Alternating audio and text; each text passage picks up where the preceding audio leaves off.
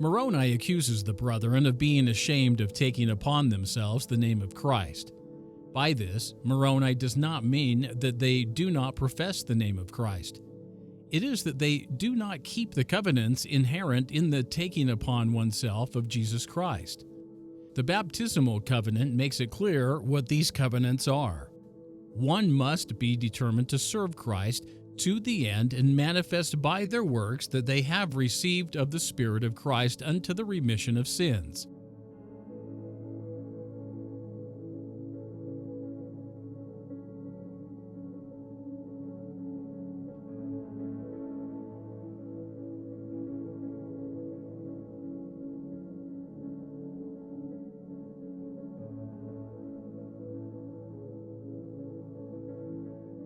This the brethren have not done. And moreover, the Savior himself has condemned them for blasphemy, promising to destroy them for this great sin.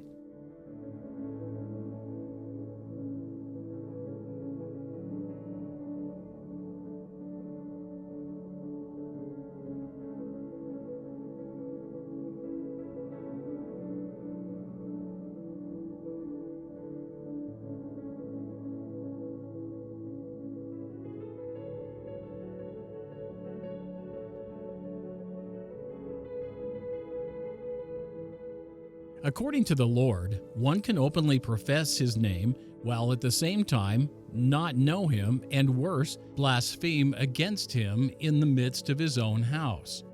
As we shall see, this can only refer to the brethren and not to the general membership. To blaspheme, in the popular sense, is to speak ill of God. According to Webster's 1828 dictionary, the dictionary of record for the period of the Doctrine and Covenants, to blaspheme as a transitive verb meant to speak of the Supreme Being in terms of impious reference.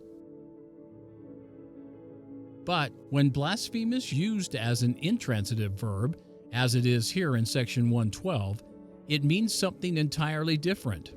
To blaspheme against is to arrogate the prerogatives. In plainer and more modern language, it means to claim or take the authorities and powers of God for oneself without justification. Webster used the example of Jesus healing the paralytic to illustrate this particular usage. We cite the account in Mark.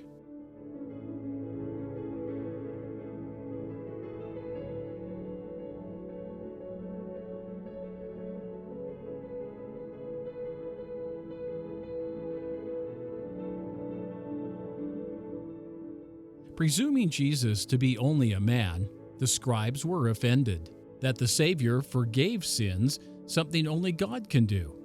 They were right, of course, that only God can forgive sins.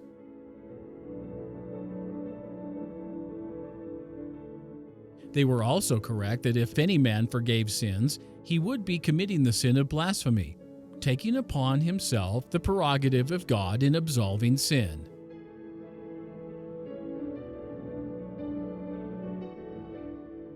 Of course, their error was in assuming that Jesus Christ was merely a man.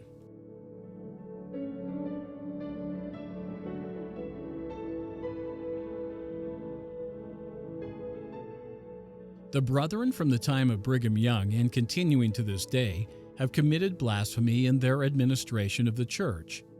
The authorities given to priesthood bearers and officers at whatever level are always limited to administration.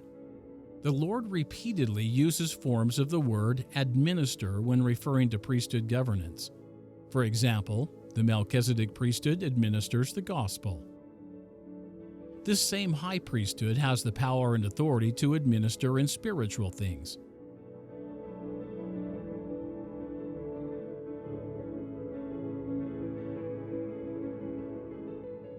The Melchizedek priesthood offices of high priest and elder are to administer in spiritual things, agreeable to the covenants and commandments of the church. Conversely, the lesser or Aaronic priesthood administers in the outward ordinances and the letter of the gospel.